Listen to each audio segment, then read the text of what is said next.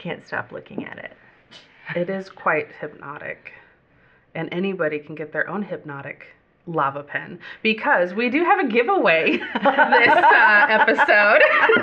We're all staring at a good giveaway. Are we starting? Okay. Yeah. So what are the details with, like, what are they getting in this giveaway basket, Sarah? In this basket, because our topic today is answering customer questions. Yeah, we've never done this before.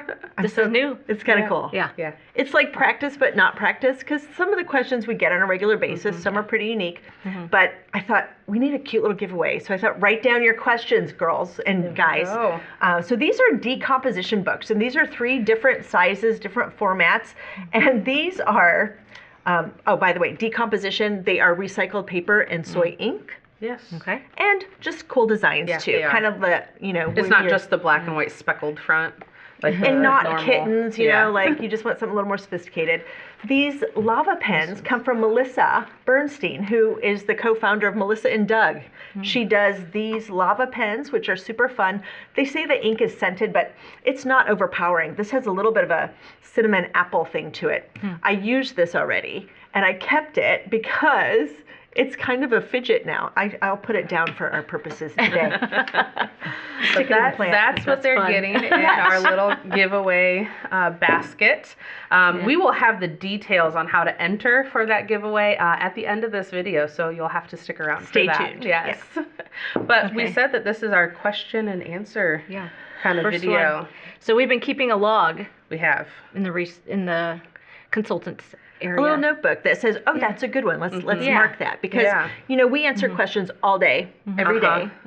And this time of year, we get a lot of long conversations, but there are some things that come up. So why don't you start us, Rebecca, and let's see what's coming out of the little caddy. Commonly asked question. Yeah. Do you have grammar for an older student that is not babyish? That's a good one. Yeah. You don't want to give a 8th grader a second, third grade grammar book. That's pretty insulting. What are your thoughts? But we do have grammar. And if it has too many cartoons and things, they don't like that. But you're getting into high school where you need to be able to write and shore up those grammar skills. And oops, we're not quite there. So what do we give our kid that doesn't look like my brain automatically just goes to Easy Grammar Plus, like that 7th grade-ish level of Easy Grammar. Yeah, the and red I don't know that people really know how to use that. You can use that as your straight 7th grade, or it's a really good resting spot of like, oh, we do have an older kid. We haven't really done much grammar. Let's see what they know. And then practice what they don't know. So it's just like that really nice, tidy little area where a student can brush up on grammar skills or be taught grammar skills, right? But it's still grammar instruction. You're not asking for review. It's still instruction. You know, my brain went to Winston Grammar. Ruth just did a video. I'm sure David will put a link to it here. But Winston, you can do in 1 year. So it can be a catch-up, or it can be an intro, or it can be a recap. It's just really flexible that way. And you can do it in 1 or 2 years. A lot of people do it in a year. And that's a good brush-up grammar, There's that fast grammar from... Fast grammar is designed for the high school kid. And it's got a totally different approach. We actually have a video. And that's from I'm gonna need your Galaxy. Okay, I was like, what? The Grammar Galaxy. The Grammar Galaxy. So it's like the next level. Dr. Melanie after Wilson. Grammar Galaxy. Okay.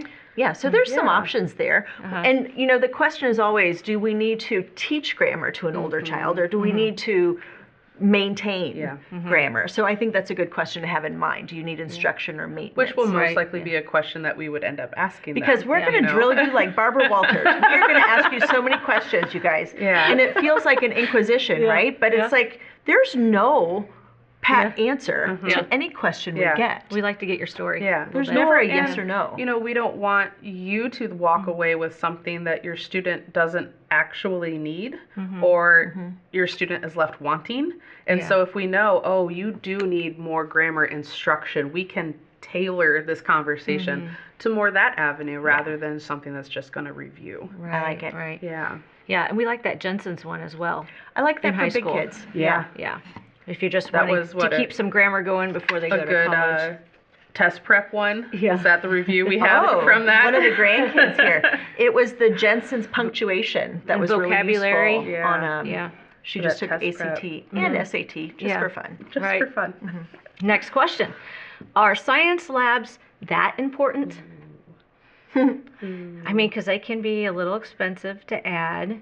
They can be a lot of fun to shop for, right, moms? Yes.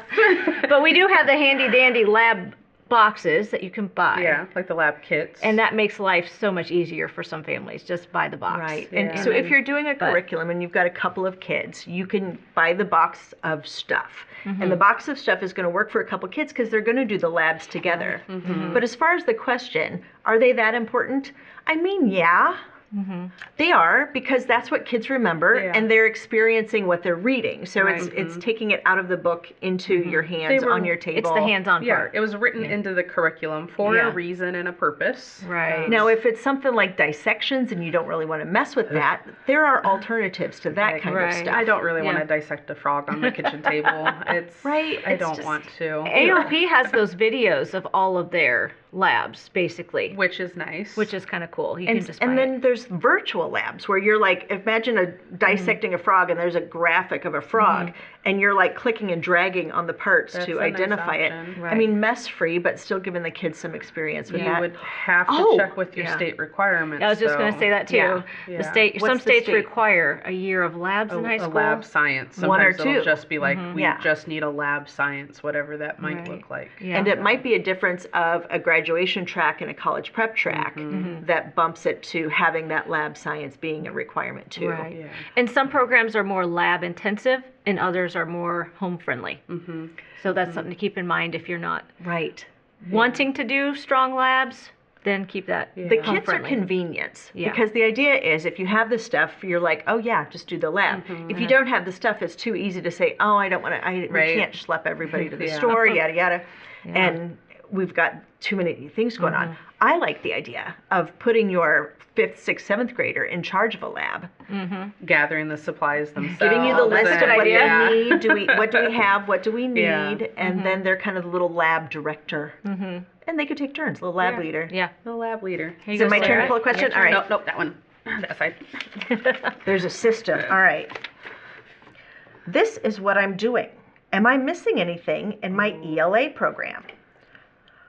That is a common question. This is my program, and I feel like it's lacking.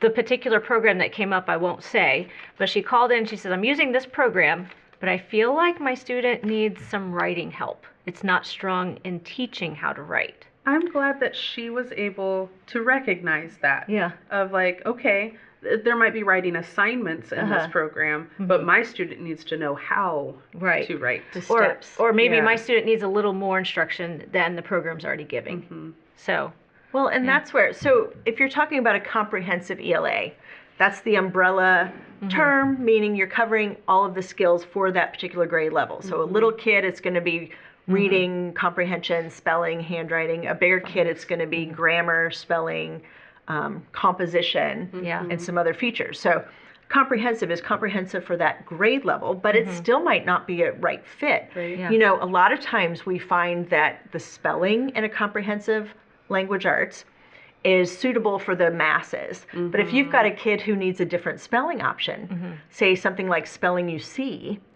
you can either add that to, or you could swap out. If you're doing something like Lightning Lit or LLATL, the Learning Language Arts Through Literature, those are good examples of comprehensive programs.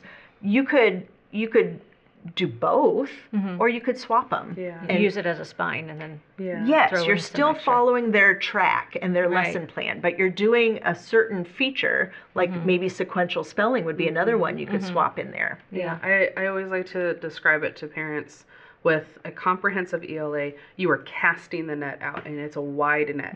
It's going to cover all of those general English language arts topics. Yeah. The nice thing with that is then you can observe your student and see where that net needs to go a little deeper.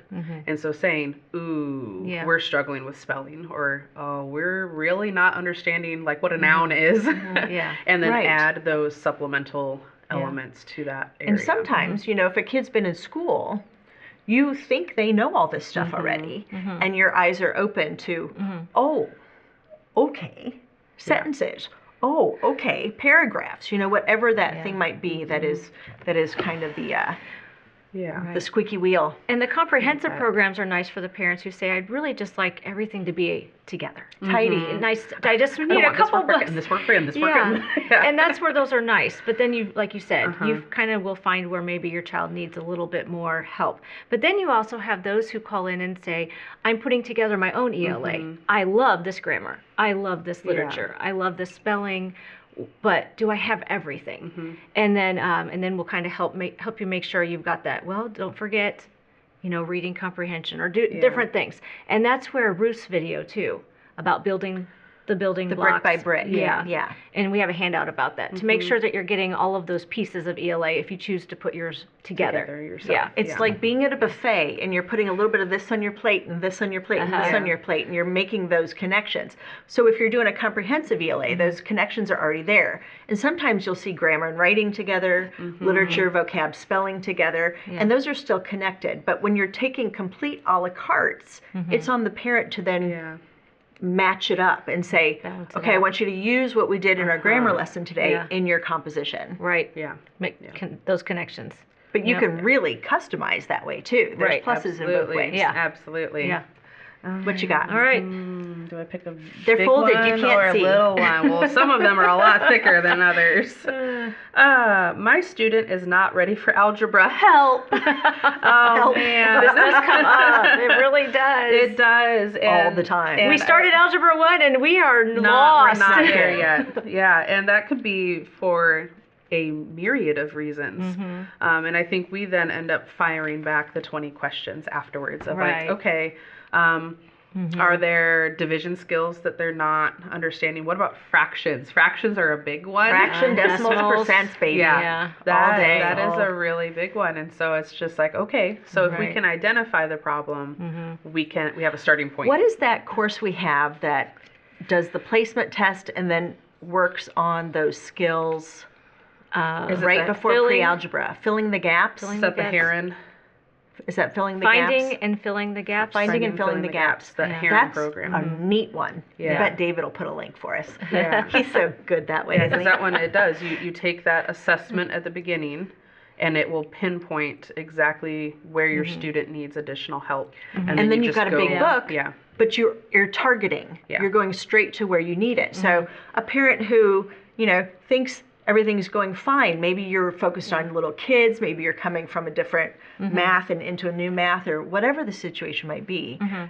It's common. It is. It's common because it's common when there's a curriculum that does just one just thing. that. Yeah. Yes. And it's not a curriculum so much as a fixer. a fixer. Yeah. It's something you're going to do and then go Right. back Because to. you hate to take a whole year if you don't need to. I don't think you'd need don't a need year. to, I yeah. think you Right. would take a month maybe. Yeah. And I think some of it happens because a lot of programs go through 6th or 8th grade. Mm-hmm. And then you have to switch to something that is high school level. And sometimes those bridges don't connect because it's different curriculum too, or a different approach. And one of the I like to use is the Rescue from the Math Essential Rescue. Math Skills. Yes. They have a Rescue 1, a Rescue 2. So it's kind of like Rescue 1's more of the more Addition, elementary, subtraction, multiplication, middle the- school, and then Rescue 2 is kind of moving you towards the algebra. Use all of those skills Yeah. to push you into And that's a algebra, good refresher, good thing to use in the summer, even going into the algebra course. And a nice little tidbit is that it has the videos that are Free free, videos. Yeah. on their website. Are they QR codes to get the videos? I think you just go on. No, you just go on the website. You go to their and you website. Look it up. Super easy. Yeah. And, And the key twos are nice too. I was just gonna say, Yeah. if you know the problem area, Right. Because Yeah. like the finding and fixing the gaps, that's you're finding the gaps through that assessment. But if like my kid is struggling with decimals, the key twos are really nice because it's just there's 5 for decimals, Skinny little booklets. some for an fractions, answer some key. for like Right. they're so specific to a targeted skill. And what do you think about like the CTC Math? Because when you purchase that for the year, it opens up all the grades. So you So could that's a curriculum backtrack. choice. It Yeah. is, Yeah. and you could kind of backtrack and fill a couple spots that maybe needs some attention and go into algebra. Yeah, Because and then all of those grade levels are open. all of them are open, but then that program itself, which is why I think we love it so much, is it's that adaptive practice where the program itself is going to be evaluating your student and Yeah. adjusting it accordingly to their skills. And grading and recording, kind of like So that's that a good part of it. And an curriculum. Australian accent, so a little Can't beat novelty. that. Kind of fun Yeah. on CTC. All right, we ready for the next Yeah, let's question? go. Let's see. We're doing good, girls. Yeah. Yeah. Mom asked, do I need to teach science in kindergarten? Do you want to teach science in kindergarten? If That's you a do, good response, go. yes. Yes. You know, kids when they're young, they're just natural absorbers. Uh-huh. And everything is awesome, everything's exciting, and get out there and just They're so fresh. yeah, Yes. just get out there and experience And science. they want to put their hands Watch on Yeah. bugs, everything. grow Yeah. seeds, Yes. feed animals. You know, there's life science right There there. is. Yeah. There's a and Go look at the moon. usually the programs get a little more intense in 3rd and 4th grade. They get more And, structured. yeah. Yeah, they get structured, I Yes, guess. and more of a regimen and things. But we definitely have programs. If you want a program, we got a program. Well, Your I- kindergarten, yeah, 1st and I 2nd. think of the Sassafras, Yeah. which, by the way, their volume 8 just was Yeah. released. Oh, it's in the physics, newsletter. Yes. Physics, that is. But they have a dedicated kindergarten, which is called Summer's Labs, and that's all they're doing is like hands-on activities. Yeah. Because what Yeah. little kid doesn't want to get their hands on something and just figure out Yeah. how and why? And you learn so much when they're just mom's helper and you're doing things together, whether it's cooking, cleaning, anything. If you're teaching them while you're working, they're going to learn so much. Yeah. Narrate. Narrate what you're doing. I like that. Yeah. You Just know? narrate everything. Narrate. Just pretend there's Yes. closed captions under your head. You know, Mom, it's easier sometimes just to, or Dad, because my husband was more this way, just go play, you know? Let me and do I'm it. like, no, not at this age. Yeah. They help. and then they love to work with you if they do it. If working is fun and learning is fun when they're little, guess what?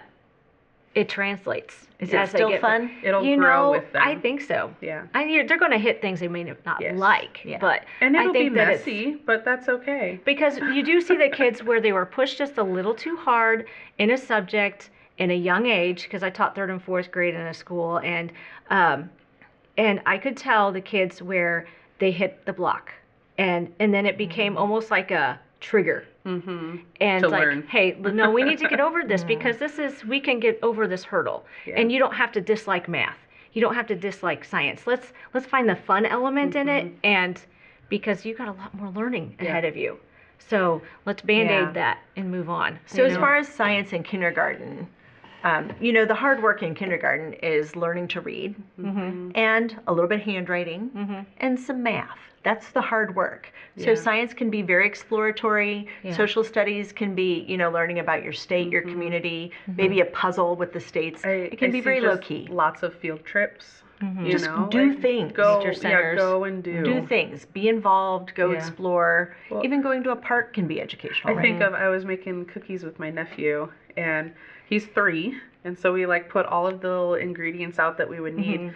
Sugar, a little bit of salt, because you want a little bit of salt. Well, I said, we need to put sugar in here, and he immediately grabs the salt. And I'm like, no, that's going to be very sour, that's not the taste we want, is it? And he's like, no. And so like I hand him the sugar. I was like, we need something sweet, and this is found in the sugar. You know, something as easy Because they as... look the same. Yeah. They do look the So same. you taste Do one, it, you yeah, taste taste one. test. Yeah, Yeah. yeah. And so something as simple as that, you know, like that's bringing in elements of... That's experiential Yeah. learning Sure. and exploratory learning, and those are good words for kindergarten. And of course, Yeah. what your state requires. If your state requires a California program. tells you Yeah. to do things. You can do the things that they tell you and still do it your way and Yeah. Yeah. and whatnot. What do you If they think? follow. Couple more questions? What do you think? Yeah. Yeah. I think we All got right, a couple let's more. do one more. Let's do one more. Just one? Yeah, let's do one more. We'll leave them wanting more, Amber. I feel like we kind of covered that one. Let's see. We get a little yucky. Struggling speller, older. Okay. She's just going to read all of the remaining wait a questions second. Well, and we pick kinda- one. Did we kind of do that? This one comes up all the time. Oh, we didn't talk about that. No, we did not. Oh, we talked grammar. Okay. Yeah, we need that one. Come on, Sarah. No editing on the spot anymore for me. She's All a right. free spirit. You know, I'm in my kindergarten era. If it fits. All right, my older student is a struggling speller. What can I do? This is another one of those Comes up times so where you much. want something not babyish. Uh-huh. But I think you need to consider Spelling So is hard. define older student. Okay, I'm thinking like 7th, 8th, 9th 7th grade. up, yeah. Yeah. What is going on? If you've tried spelling all this time and phonics isn't working and lists aren't working and memorization isn't working, rules aren't working, something's up. That's a red flag. Something's going on. Yeah. So let's explore that. Do you need to think about what a right brain learner requires from spelling? Do they need to think in patterns and chunks and colors versus I can't remember the rules and apply the rules? And, Yeah. What comes to mind when you think of an older speller? Any products? Well, I do. Megawords for me, and I think I know which one you're So thinking you about. just did the video on Megawords. Yeah. How would that benefit an older speller? So they're big words. And you might think that's like counterintuitive Yes. of like, oh, a struggling speller, They'd be but I too want hard. them to be spelling big Yeah. words. But the whole process of Megawords is to teach your kids the tools that they need to break down words to spell them correctly. Which is syllables. Yeah. So the whole program is built on syllables and then adding like prefixes, suffix, And it's not understanding designed those. for little kids, right? No, like Is you it? can choose to just start the program in 3rd grade because that's typically when a lot of spelling programs start is Okay. around 3rd grade. You know, they're finishing up learning how to read, Yeah. and so now we're going to start applying some of these reading skills. So you could just start it in 3rd, 4th grade, but it really is designed to help those kids who no program has worked. Like they are struggling. They cannot figure out the Yeah. patterns for spelling because everyone always says that there's a pattern to spelling. I Doesn't Well, make sense. I'm not- That rule applies here, but not but here. not and there. then- Yeah, it just it English never. is It's hard. such a mutt Yeah. of a language that, you know, in French, as a French teacher, you can say this is the rule. And it's going to be the rule because it's a very consistent language. Yeah. Yeah. English is not a No. consistent language. And so Right. instead of teaching to the rule, the Megawords program is teaching to the syllable and giving those students the tools to figure out how to spell words on their own. Yeah. And then they get the little bonus reward of, look at this big long word I can spell. You know, like they Yeah. get this satisfaction of Confidence is a I big can deal spell because these words. the spelling affects those middle schoolers' confidence. Oh, And then big they time. say, I don't want to write. Yeah. And you're like, but you have so much to say. Why don't you want to write? And it Yeah. could be something like spelling or handwriting. My son just felt like he said, I'm just stupid. Mm. And it's like, no, you're not, buddy. It's Gotcha. just spelling is harder for you. Your brain is just wired a little different. Some things come so easy to you that are harder for other kids. So, you know, this is where parents, we have to teach our kids that we do have strengths and weaknesses.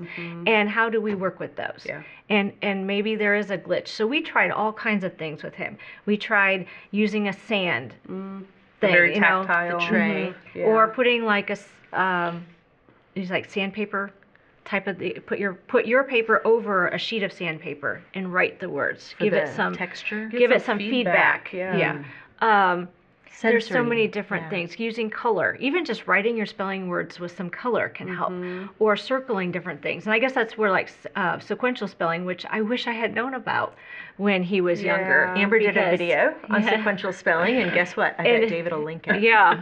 Thanks, David. So many Uh, videos linked in this video. And that I one was mean- made by a dad whose son he was working with some dyslexia and having some struggles. So with sequential spelling, you're going to be working with words from like a 2nd grade level up to a 6th grade level, all within the same list. and It's building on word families, right? Word families, yeah. Yeah. So you're kind of seeing the progression of a word throughout the week. And it's not like get this list, regurgitate it by Friday. Yeah. It's a whole different approach. And it kind of takes out that anxiety of spelling test. Yeah. Because as you're writing it, mom will say the word, you write it. If you write it wrong, then we correct it right then, go to the next word.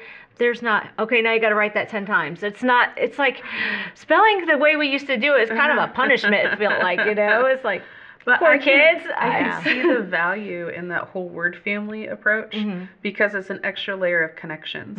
And of it's building vocabulary. Yeah. Like that word that I just spelled up here is like the root word in this longer and bigger word down Yeah. here. And so Yeah. just being able to see that progression of connections. Connections equal retention. Yes. Yeah. And Yes. sometimes even drawing a picture can be helpful for a kid. So it's just trying to figure out your child's brain a little bit in why we aren't getting that. Yeah. why is this hard? So we told you there were no short answers today, and there's one question left, but Amber, I want to wait. I want to save it's that. Such a good one. Okay, we're going to save that for another day. I guess you'll have to come back for question and answer too. It's a math question, I can tell you that much. It's a math question. We had a lot of ELA today. We did. That's okay. We did. But this kind of leads very nicely into how do you enter for the giveaway over here? What's the secret, Rebecca? So you're going to leave a comment on this video, and that comment is actually going to be a question that you might have about curriculum, about homeschooling. And so we will then use those questions that we get for the entering of the contest for another Q&A, kind of coffee and... We'll see how you like this. Yeah. How it goes over. Because your question is probably a question somebody else Oh, has. absolutely. So, absolutely. Yeah. We would So in love to order hear to 'em. enter for the giveaway, you'll leave a question below this video, and they have what? Till... you have a short window, y'all. You have till next Wednesday. Because next Friday is the due date for our book contest. Okay. And we've got another exciting. episode of CNC next week. So we didn't want to overlap on the Friday. So next Wednesday, here's your info, y'all. Yeah. Okay. Yeah. So, well, thanks for joining us for this Q&A. We look forward to the next one. We do. Yeah. Bye. See you next time.